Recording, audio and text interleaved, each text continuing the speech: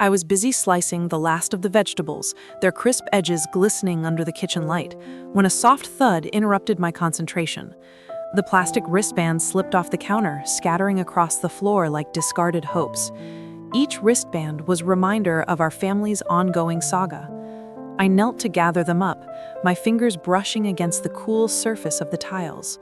The kitchen smelled of garlic and rosemary, rich and inviting, but unease curled in my stomach like a knot. As I stood again, Samuel walked in, his hands stuffed deep into his pockets. He glanced at the pile of wristbands with an unreadable expression that made my heart race for reasons I couldn't quite decipher. "You know they're just symbols," he said, his voice low but sharp. "What do you mean?" I replied, trying to mask my defensiveness as I tossed a couple of bands back on the counter. The tension between us felt palpable, like static electricity before a storm. He shrugged, his gaze drifting to where Denise and Marcus were setting the table. Denise laughed from the dining room, her voice ringing out like chimes in a breeze. "Hey, Helen, are you going to charge us for interest for dinner?"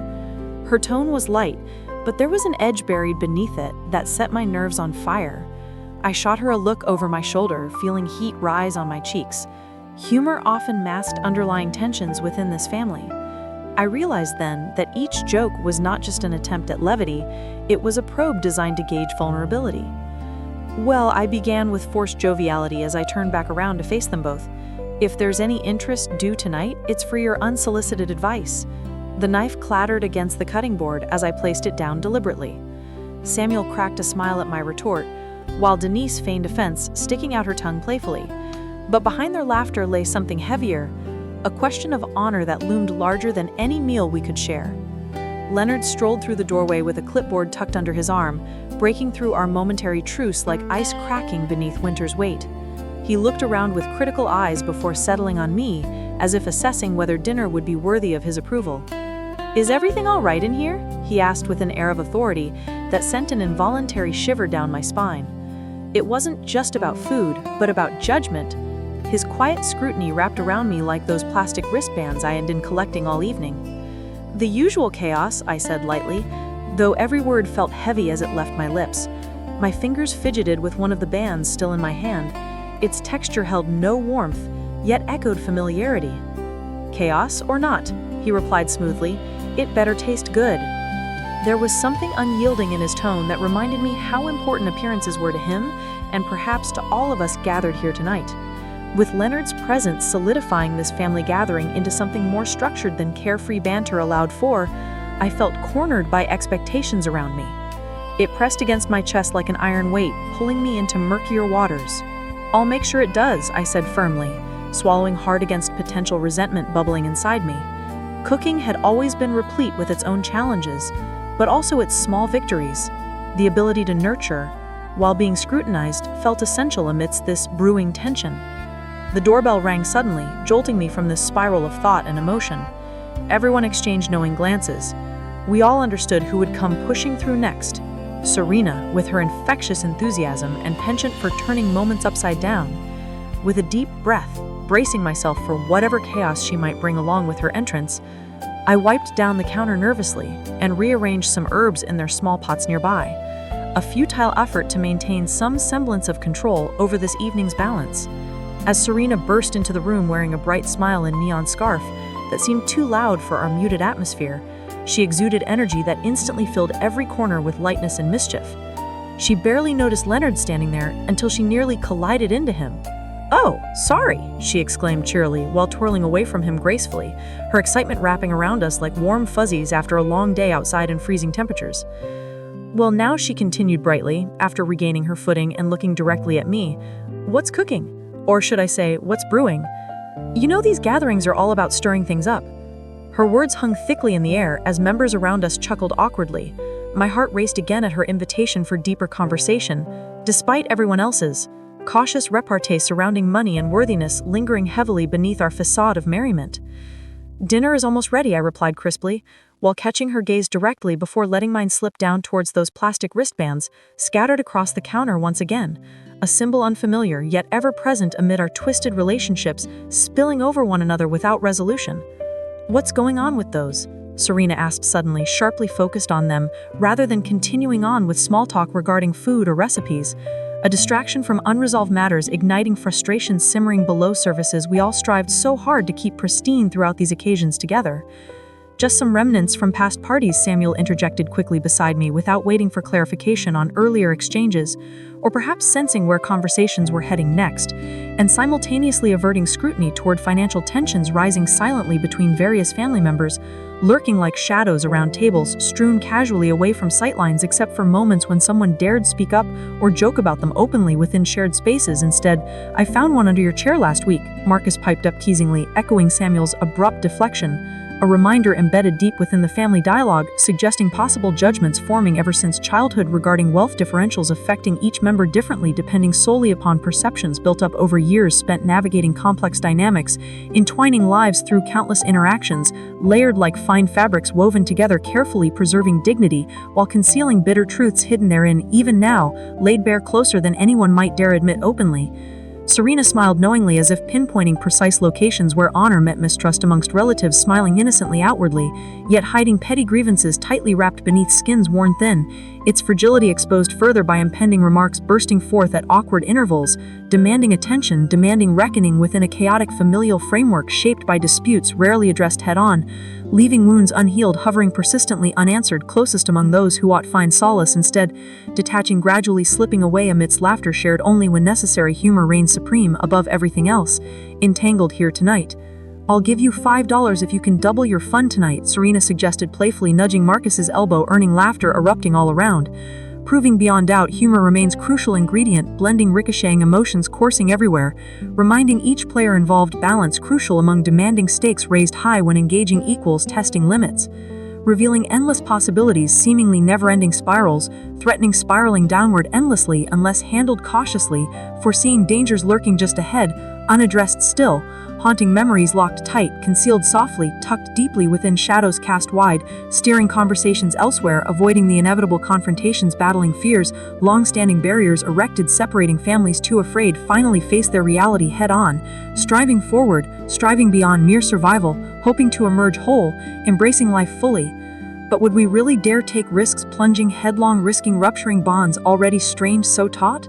The air in Grady ER is stifling, thick with a warm humidity that clings to my skin. I can feel the sweat trickling down my back, pooling at the small of my waist, making me acutely aware of every shift in my seat. We're waiting. The chairs are hard and unforgiving beneath me as I glance at Samuel beside me. His fingers tap out an anxious rhythm on his knee, the sound clashing with the quiet murmurs of other families. I can almost hear their sighs, each one tinged with worry. Then I hear it. Laughter from the corner near the nurse's station. It's sharp and mocking, cutting through the tension in the room. Look at her, like an ATM for family drama. My stomach twists tight, a visceral reaction to words that shouldn't have pierced me so deeply. I turn slightly to catch a glimpse of who spoke. A young woman leans against the counter, her arms crossed smugly over her chest as she relays another story to her colleagues. I can see Denise's face next to mine twist into an expression I'm all too familiar with. Disapproval mixed with pity. It hits me like a punch. They're talking about us, about our family dynamics, our struggles, laid bare before strangers who laugh without care. My heart races, not from fear but from indignation. This isn't just casual chatter, it's an attack on my honor. I take a deep breath, trying to steady myself. When I glance again toward Denise, she doesn't meet my eye, but instead focuses intently on her clipboard. There's a shift happening. I can sense it in the way her shoulders tense and how she grips the paper tightly, as if it's a lifeline. I know what I need to do. Ignoring the knot in my throat and the heat flooding my cheeks, I push up from my chair and stride toward that laughter, feeling every ounce of my determination course through me like electricity. "Excuse me," I say firmly, surprising even myself with how strong my voice sounds amidst their lighthearted banter. The laughter dies abruptly as heads turn toward me. Wide eyes now replace amused smirks. "You think it's funny?" I continue, feeling every heartbeat pound beneath my skin as their expressions shift from amusement to something more serious.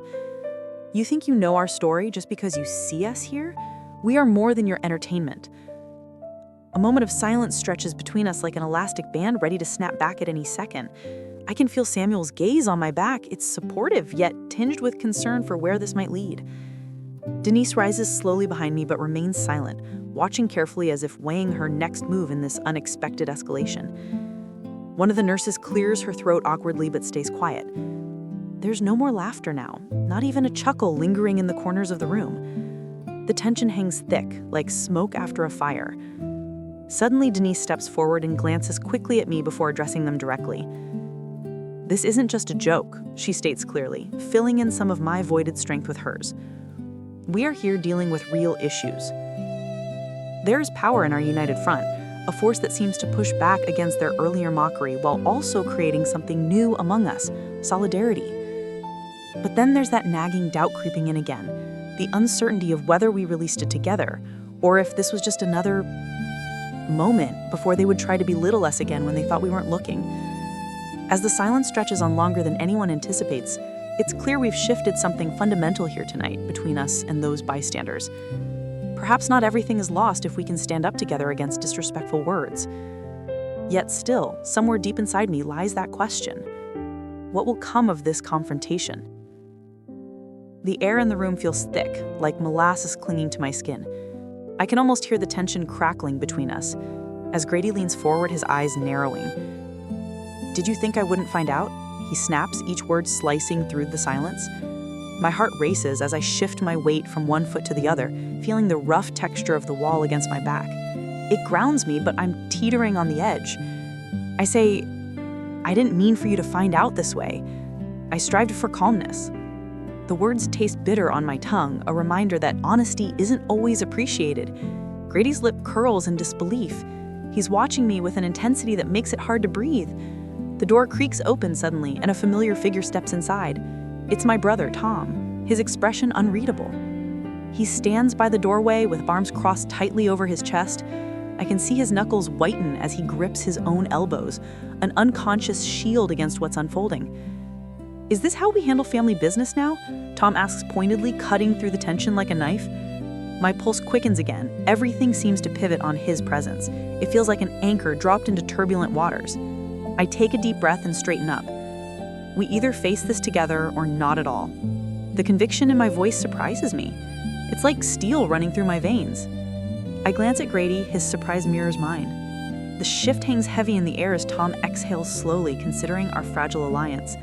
There's a flicker of understanding in his eyes, but also uncertainty. What if confronting this head-on only deepens the divide? What brings me back to this waiting area again? I scan the room, noting the muffled conversations and the scratch of chairs sliding across linoleum. I never expected to be here again, clutching this notebook as if it were a lifeline. My fingers trace the pages, feeling the texture of each blank space where thoughts could spill out when needed. The air is thick with tension, and I can hear whispers about Marcus's condition in the distance. As I lean back against the cold metal chair, my pulse quickens. The voices around me come into sharper focus. Samuel arguing with Leonard about who should take responsibility for Marcus's medical bills. They seem oblivious to how their bickering cuts through me like a knife. My stomach twists at their insensitivity, while Marcus lies behind those sterile curtains, vulnerable and alone. It's not just money they're fighting over, it's a matter of honor, too. I can't help but feel a surge of anger rise within me as I watch them tear each other down. Why don't you take some accountability? Samuel snaps, his voice low but fierce. He slams down a clipboard on the nearby table, making everyone jump slightly at the unexpected sound. Leonard shoots back. You think I'm the only one holding this family together? You've turned your back on us more than once. A quiet resolve builds in my chest as I observe their escalating argument. They're both right and wrong in equal measure, but what does it matter? Their battle won't change the reality that sits beyond those curtains. I pull out my pen and flip open my notebook, letting the familiar smell of paper settle around me like a comfort blanket. It's not just recording thoughts, it's become my tool for negotiating with family drama that feels all too real today. With every letter scrawled onto the page, I begin calculating something else entirely. interest rates on familial obligations. As absurd as it sounds, perhaps it's exactly what's needed to restore balance among us. Turning to a fresh page, I start scribbling down names alongside their respective debts, financial and emotional alike. For Leonard, I note his perpetual requests for help with repairs on his house. For Samuel, the countless times he's borrowed without returning. Each figure looms larger than life on that page, as if they are tangible beings demanding acknowledgement. A chill runs down my spine as I realize how much these debts weigh on all of us, not just in dollars, but in trust and respect. There's a fine line between generosity and exploitation, one that our family seems to have crossed far too often lately. Just then, Denise strides into the waiting area like she owns it. Her presence brings an immediate shift in energy. She's always been able to draw attention effortlessly with her confident gait and bright smile that belies her sharp tongue. "Oh good, another family meeting!" she quips loudly enough to catch everyone's attention before settling into an empty seat next to me. "What's going on?" It takes me a moment to respond, as my instincts tell me to guard my calculations closely. But Denise has always had a way of cutting through pretense with her directness. "Just strategizing," I say cautiously, keeping my eyes fixed on my notebook lest anyone see when I'm started writing. Denise leans forward slightly so she can peer at what I'm doing while resting her chin on her hand thoughtfully. "Careful now, we wouldn't want any surprises." Her words hang heavy between us as I process their implications, that perhaps she knows more than she's letting on about our family's dynamics regarding honor and shame. "I'll make sure whatever happens next reflects fairness," I reply firmly, while closing my notebook with purpose. Just like that, I've set boundaries for myself, a small victory in an otherwise chaotic day. As silence envelops us again after Denise's remark lingers in the air, I can feel something shift inside me, the weight of expectation lifting ever so slightly from my shoulders. But somewhere deep within me lies an unsettling question. Will fairness even matter when emotions run so high? The thought gnaws at me even as I try to focus on strategizing solutions rather than getting lost in potential conflict buried beneath layers of familial ties. What happens now? What happens now? My voice trembles slightly as I tightly clutch the notebook in my hands. It feels worn and familiar, like a lifeline tethering me to reality amidst the chaos. Grady shifts his weight from one foot to the other, glancing at the door as if expecting someone. The seconds stretch out, heavy and thick. I can almost hear my heart pounding in rhythm with the ticking clock on the wall, each tick a reminder of time slipping away from us. I take a deep breath, trying to steady myself. We need to decide. I dart my eyes to the notebook, filled with scribbled ideas and plans for our family retreat. Those pages hold hope, but right now they feel burdensome. Suddenly, a sharp ring from my cell phone pierces through the tension in the room. I fumble with it, nearly dropping the device as I answer. It's Claire's voice on the other end, frantic and breathless. She mentions something about needing a ride after school. My stomach twists. She doesn't usually call me during class hours. "Claire," I ask quietly, feeling urgency clawing at my throat. Grady watches me closely, his brow furrowing deeper as he processes this new information. I can sense his unease churning in the air between us. I have to make a choice quickly. "I'll go get her," I say decisively, standing straighter as if that alone could lift some of this weight off my shoulders. Grady's expression shifts from surprise to acknowledgement. He knows how important Claire is in this moment. As I turn toward the door, ready to leave behind this fragment of weighty conversation, a thought flashes through my mind. What else has Claire not told me? The silver pen glints under the overhead light, a memory of my late father's handwriting dancing before my eyes. I snap back to the present as I grip the pen tighter, its cool surface grounding me in this moment. Around me, voices ricochet off the hospital's stark walls. The chatter from Leonard and Samuel fills the air with jabs and laughter, barbs aimed directly at me. Each sarcastic comment about my supposed wealth feels like a small knife twisting deeper with every exchange. I pull out the notebook I've been carrying. Its pages are filled with notes and observations from our family dinners, each entry written with care and precision. As I flip to a fresh page, the sound of the paper rustling momentarily hushes their banter. "Is this dinner or an accounting session?" Marcus chuckles, leaning back in his chair. He takes a sip from his drink, eyeing me over the rim as if waiting for me to respond. "Just keeping track," I say lightly, my voice steady, despite the tightening in my chest. The moment hangs there as they share glances, unsure whether I'm joking or serious. Denise leans forward, her elbows resting on the table, her smile not reaching her eyes. It's hard to tell if she's teasing or genuinely worried about what I'm planning. But there's something different in her tone today, an edge of concern that wasn't there before. It shifts the atmosphere slightly as I look around at their faces, assessing their expressions more carefully than usual. Silence envelops us as I pause to consider my next words. The weight of each decision presses against my ribs like a heavy stone. Should I draw deeper into this playful facade, or make it clear that I'm serious? Interest might be fair game, I assert, pen poised over the page.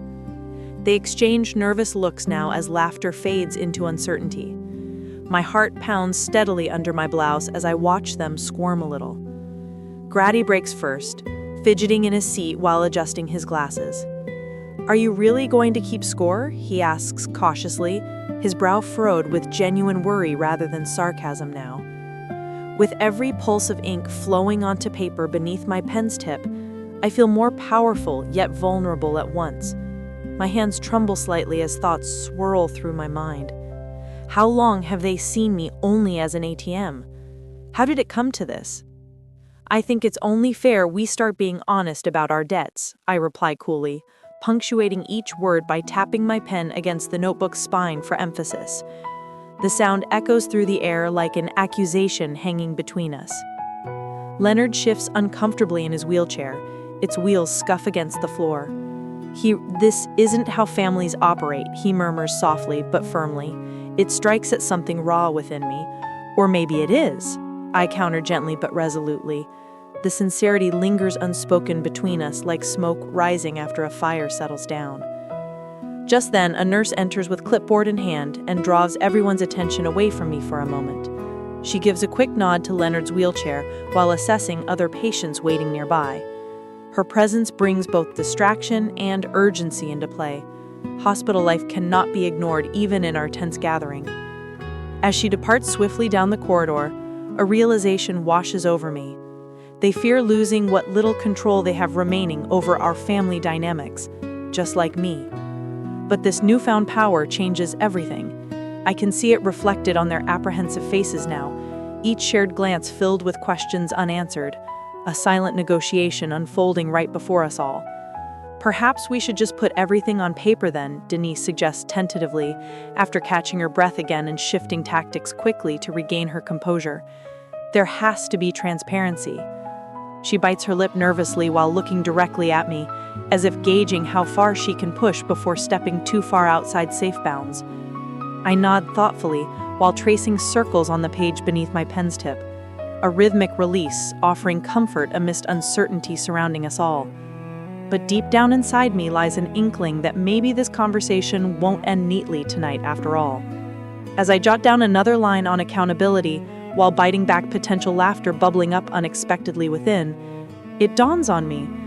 What happens when someone refuses repayment altogether? My heart flutters with anticipation, knowing full well they'll need these discussions just as much as I do moving forward, whether they want it or not.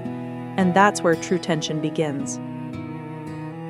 I can feel the weight of the silver pen in my hand. Its cool surface contrasts sharply with the heat rising in my chest. I grip it tighter as I watch Grady's face tighten, his jaw clenching when I mention our financial situation. "You can't just expect everything to stay the same," I say, pressing the pen against the paper while I stare into his eyes. The sound of ink scratching against a page fills the room, echoing our unspoken fears. Grady shifts in his seat, clearly agitated.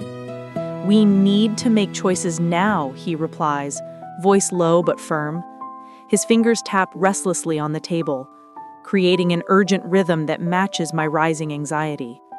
The air thickens between us as I consider what we could lose if we don't act decisively. The door creaks open and a staff member enters with a thin folder filled with reports that outline our dwindling options. It's all there, stark and undeniable. My heart races as I realize how dire things truly are. "This is it," I whisper, looking at Grady. His shoulders slump slightly as he absorbs my words, and for a moment I'm afraid it's too late. With a deep breath, I place the pen down on the table. We have to sell the house. The silence that follows feels heavy and charged with possibility. I catch Grady's eye.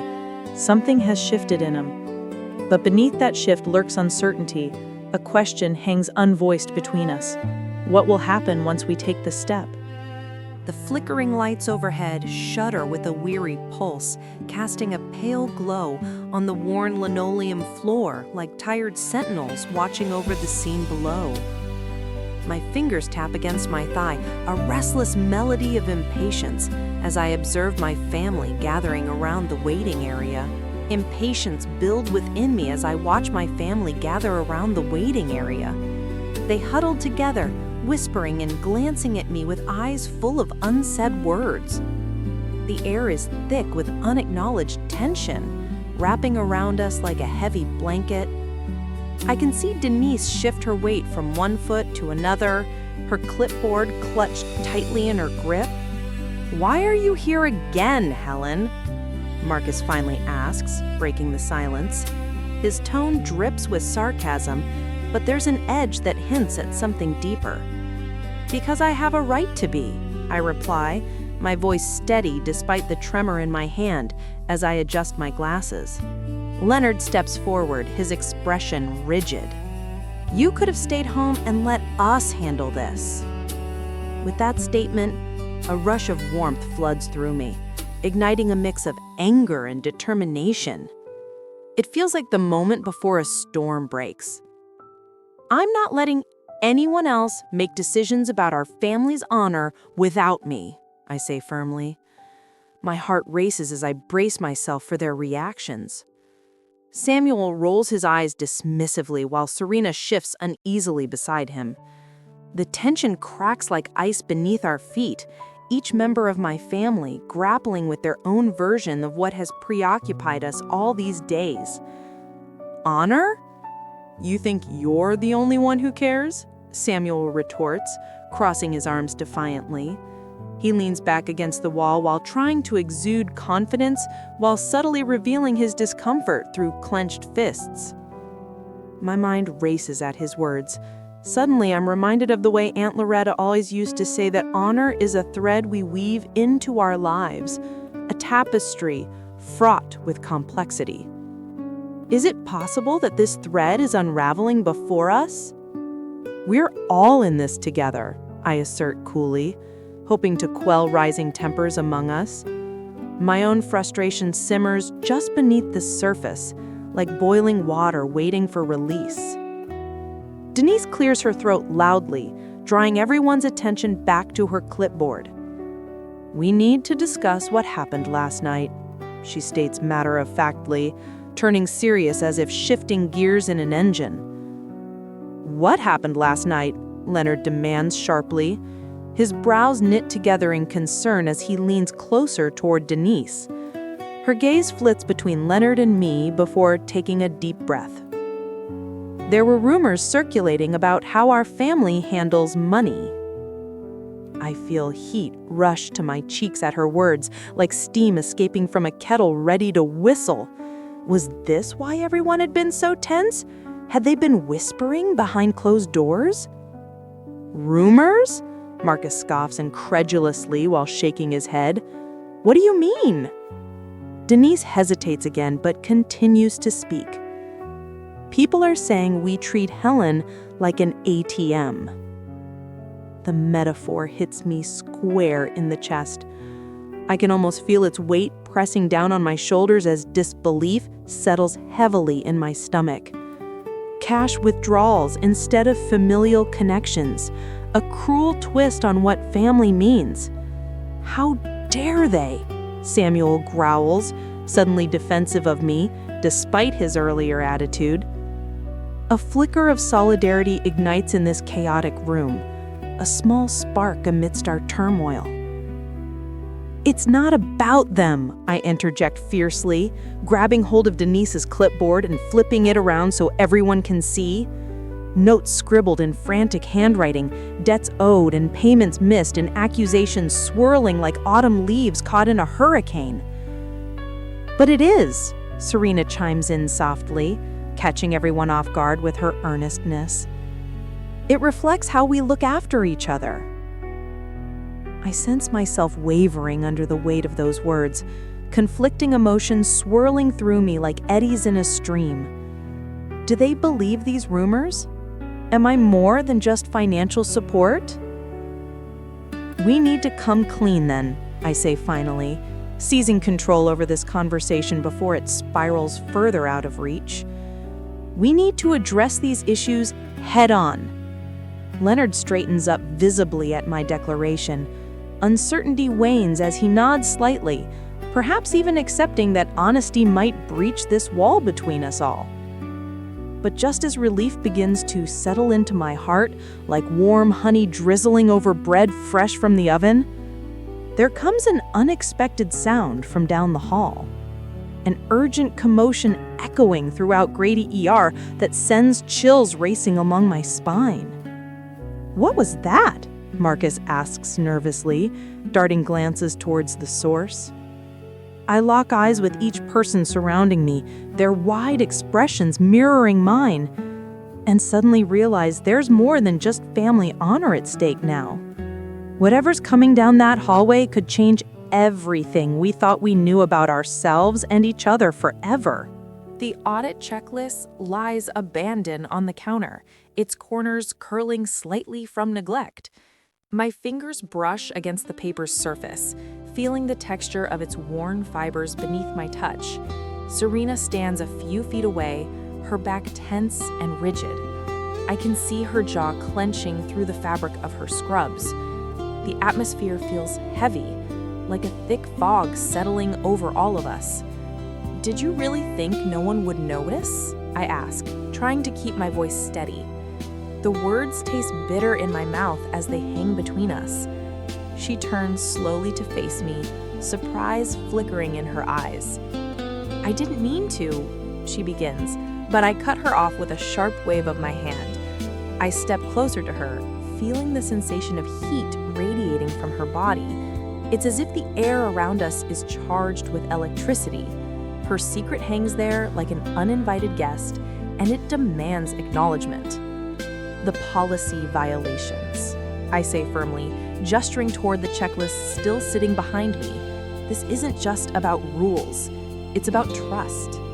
At that moment, Marcus enters the room, his expression puzzled as he glances between Serena and me. There's a tension in his brow that deepens the pit forming in my stomach. What's going on? He asks cautiously. His presence shifts the balance. Now we're not alone under the spotlight of scrutiny. Serena has been, my voice trails off, as I search for the right words. I feel a knot tightening in my throat as I contemplate how much to reveal. She violated policy? Marcus exclaims incredulously, his eyes darting back to Serena's face. The realization hits him hard, and I notice his posture shift as he leans against the wall for support. I swallow hard and take a deep breath before making up my mind. You need to come clean about this. The decision feels weighty, as though I've thrown a stone into still water. No, Serena cries out suddenly. She steps forward, wild-eyed and desperate. If you tell them, everything will change. Her plea resonates within me like a quiet echo of fear that had lodged itself in my chest earlier today when this conversation began. But at what cost do we stay silent? I'm sorry, I reply softly but firmly, knowing that dishonesty is like poison seeping through our family ties. But we can't let this go unchecked. With each passing second, a fissure forms between us, a crack widening into an abyss where trust once resided. The tension crystallizes in the air around us. It's suffocating and palpable. Serena's gaze drops to the floor as she mulls over my words. Her breathing quickens, each inhale betraying her mounting panic.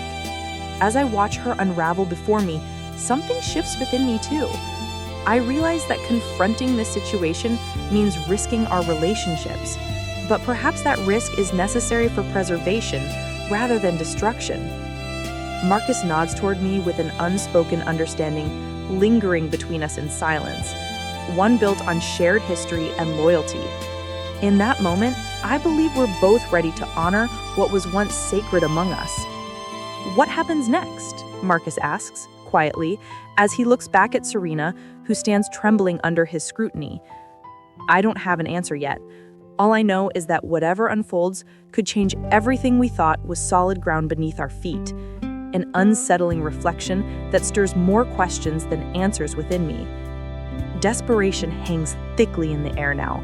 It scents the room like bitter coffee left unattended too long, sharp and acrid against our tongues where sweetness used to be found. What if she doesn't fully confess? What if this moment fractures more than just policies? What if our family never returns to what it once was? I clenched the audit checklist tighter in my hand, the paper crinkled under the pressure, echoing my racing heart. Each unchecked box felt like a weight pressing down on me. "I'm not ready for this," I whispered, glancing around the office. The fluorescent lights buzzed above, casting a cold glow over everything. The air smelled faintly of stale coffee and anxiety. The door creaked open, and Carla, one of the accountants, stepped inside. She noticed my fidgeting hands and raised an eyebrow. Her presence added urgency to the moment, like a ticking clock in a silent room. "Is everything okay?" she asked, her voice steady but edged with concern. I hesitated, weighing my options as I glanced at the checklist again. Revealing my doubts could shift the atmosphere entirely. "I don't think we can fix all this," I finally said. My voice was softer than I intended. Watching her reaction was like waiting for a storm to break. It bore heavy significance. Carla's expression changed. She moved closer, lowering her voice as if sharing a secret. "We still have time before the meeting. Let's go through it together." The offer lingered between us like unspoken hope. I took a deep breath and nodded slowly. This was my chance to reclaim some control over the situation. "Let's do it," I said firmly. As we spread out the papers on the desk, anxiety twisted in my stomach. All those late nights preparing for today loomed overhead like dark clouds about to burst. But just as we began sorting through the discrepancies, my phone buzzed on the table. A new message from Ethan appeared on the screen. My heart raced again at what he might say next. I catch a glimpse of an old tin box receipt tucked in my purse, the faded ink pulling me back to summer days in '98 when laughter spilled over like lemonade from cracked glasses. A shaky breath escapes me as I pull it out, feeling the rough texture between my fingers. Today, the emergency room is buzzing with tension. My body feels heavy as I scan the sterile surroundings, aware of everyone's furtive glances. Samuel stands beside me, his arms crossed tight against his chest like he's guarding something precious.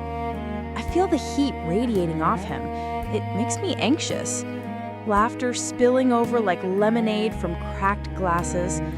With a shaky breath, I pull it out, feeling the rough texture between my fingers. It's strange how something so small can hold such weight. Today, the emergency room is buzzing with tension. My body feels heavy as I scan the sterile surroundings, aware of everyone's furtive glances. Samuel stands beside me, his arms crossed tight against his chest, like he's guarding something precious. I feel the heat radiating off him. It makes me anxious. Denise is on the opposite side of the waiting area, whispering with Marcus. Their voices are low, but sharp enough for me to catch fragments about honor and family, each word slicing through the air like a knife. The more they talk, the more I want to scream that we're all caught in this tangled web. Serena enters then, her face taut and pale. She hurries towards us, her hands fidgeting with the edges of her sweater. A sense of urgency radiates from her, electrifying the air around us. What news does she bring? My heart races as I instinctively clutch the receipt tighter. "Did you hear about Leonard?" Serena asks breathlessly. Her eyes dart between Samuel and me, as if she's trying to connect unseen dots. I shake my head slowly, confusion gnawing at my insides, while tension coils tighter around us. My grip on the receipt intensifies. It feels like an anchor in this storm of uncertainty. "His test results came back," Serena continues, lowering her voice even further. "They're not good." The words hang in front of us like a thick fog that refuses to lift. Samuel steps forward, his brow furrowing deeply. "What do you mean by not good?" His voice trembles slightly. Anger or fear, maybe both mixed together into a bitter potion that none of us can swallow right now. "Cancer," Serena whispers, each syllable punctuated by silence so heavy it suffocates. The way my stomach drops mirrors how that tin box receipt crumples in my palm. It seems trivial now compared to what looms ahead of us, a battle no one signed up for, but many will have to face together. "I need to see him," I declare suddenly, surprising myself with the resolve that bursts forth from somewhere deep inside me. This family needs clarity amidst chaos. We can't let fear shackle us any longer. But as I move toward the door leading deeper into Grady ER, Samuel grips my arm firmly, holding me back just enough for question marks to sprout between us like weeds after rain. "He might not want to see anyone," he says quietly, yet forcefully. The protective instinct swirling around him is nearly suffocating. The weight of my previous decision lingers heavily on my shoulders, while uncertainty tugs at my gut like a knotted rope. Should we be there for him regardless? Should we risk pushing him away even further? As I look back at Denise and Marcus, hunched over their whispered conversation, they seem oblivious to our struggle and its implications looming large before us. All honor tied tightly around our throats like nooses ready to constrict until we suffocate under unspoken truths. What happens next could change everything for all of us. Would showing up for Leonard push our fragile ties even closer, or unravel them completely? The receipt in the tin box felt cold against my palm. I stared at it, the ink smudged but still readable. Each letter seemed to carry weight, pressing down on my chest. Leonard's words echoed in my mind, swirling like a storm. He'd always believed in loyalty, even when it tore at him. Here I was, caught between wanting to honor that loyalty and fearing the consequences of stepping into his world again. I glanced around the room, taking in the clutter, the scattered papers, the empty coffee mugs, symbols of our chaotic lives. The tension in the air thickened as I remembered how quickly everything fell apart last time. My heart raced, not just out of anxiety, but from a flicker of hope. Would confronting him about this help mend what we had? I reached for my phone on the table, hesitating as I tapped Leonard's name on the screen. The vibrations jolted me. This was real now. It would require courage to make that call and face whatever lay ahead. But just then, the door creaked open slightly. I turned to see someone peeking inside, an unfamiliar face with curious eyes that seemed to mirror my uncertainty. They lingered there for a moment before retreating back into the hallway. I took a breath and decided then that I wouldn't let fear control me any longer. Strength swelled within me as my finger hovered over call. Whether or not this moment brought us closer or pushed us further apart didn't matter anymore. It was time to act.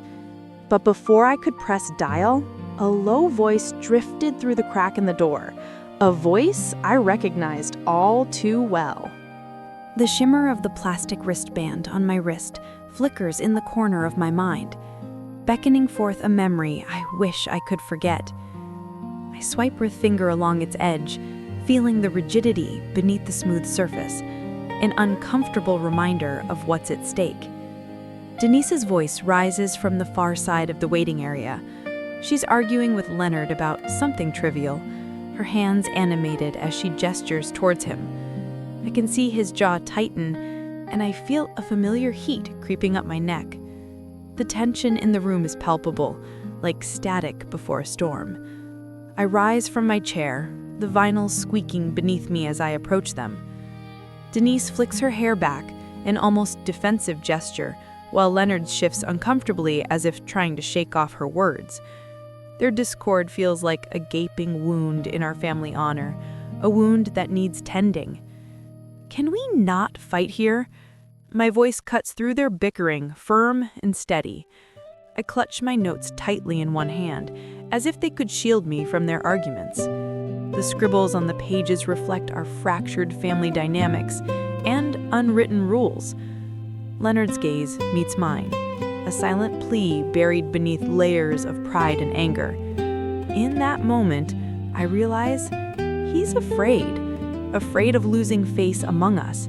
The weight of his unspoken fears presses down on my chest like an anchor, dragging us all deeper into conflict. Let's just talk it out. My suggestion hangs in the air, tentative yet resolute. I offer both of them a look that is meant to soften the edges of our shared pain. They both seem to hesitate for a heartbeat longer. Perhaps they sense the fragility of this moment. As they consider my words, Marcus enters with an air of urgency. He strides over, glancing between us with concern etched on his brow. What's going on? Mom? His eyes dart to me first. Instinctively, he senses that I'm caught in our crossfire. I know he wants to diffuse the situation, but also understands that this is not just about petty squabbles anymore. This is about honor, the kind that binds us together as family, but also threatens to tear us apart in moments like these. What happened? Marcus asks again, softer, now as he steps closer to me. His presence brings a flood of warmth. It settles around me like a comforting blanket against the chill gripping my heart. It's nothing, Denise snaps back defensively, crossing her arms tight against her body as if bracing for impact. Her tone slices through Marcus's sincerity like a knife. I take a deep breath and glance at Marcus again, gauging his response. There is a flicker of understanding in his eyes, a shared acknowledgement that we're stuck in this cycle together. I think it's time we laid everything out, I say firmly. Each word feels heavier than the last. They sink into my mind like stones dropped into still water.